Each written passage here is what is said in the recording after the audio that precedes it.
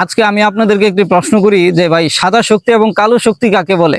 অনেকে বলতে পারেন ভাই হঠাৎ করে এই ধরনের প্রশ্ন এই শব্দে, এর কারণ কি? আসলে কারণ হচ্ছে আমাদের দেশের একজন বামপন্থী নেতা উনার বক্তব্য দিতে গিয়ে বলেন 5ই আগস্টের পর থেকে নাচানাচি, গান, বাদ্যযন্ত্র, বিভিন্ন নাটক, সিনেমা এগুলোকে একটা কালো শক্তি ধ্বংস করে ফেলেছে।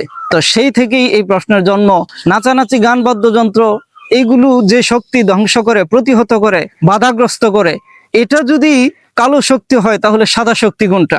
আসলে উত্তরটা আমি দিচ্ছি ইনশাআল্লাহ। সেটা হচ্ছে প্রিয় ভাইরা, যে শক্তি, যে জামাত শরিয়া বিরোধী গান, বাদ্য যন্ত্র, নাটক, সিনেমা এগুলোকে বন্ধ করে দেয়, এই শক্তি, এই জামাত কখনো কালো শক্তি না, কালো জামাত না।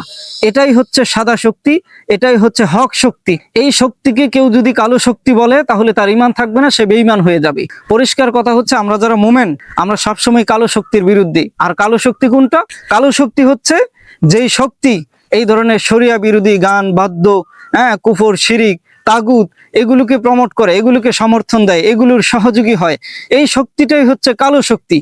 এই শ্রেণীর লোকেরাই হচ্ছে কালো মানুষ। এই জামাত হচ্ছে কালো জামাত, এই দল হচ্ছে কালো দল।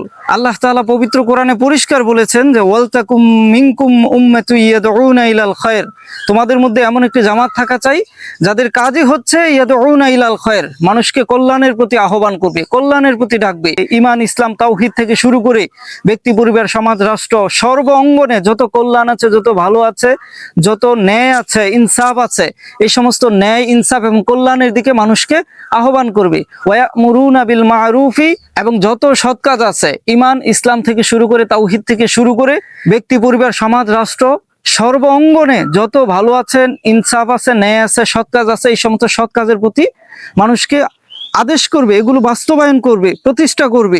ওয়ায়ানহাউনা আনিল মুনকার, এবং যত অন্যায় কাজ আছে, কুফর, শিরিক, তাগুত থেকে শুরু করে ব্যক্তি, পরিবার, সমাজ, রাষ্ট্র সর্ব অঙ্গনে সকল অন্যায়কে, সকল খারাপকে, অশ্লীলতাকে, বেহায়াপনাকে, সবকিছুকে তারা নিষিদ্ধ করে দিবে, এগুলোকে বন্ধ করে দিবে। ওয়া উলাইকা হুমুল মুফলিহুন, আর এরাই হচ্ছে সফল কাম।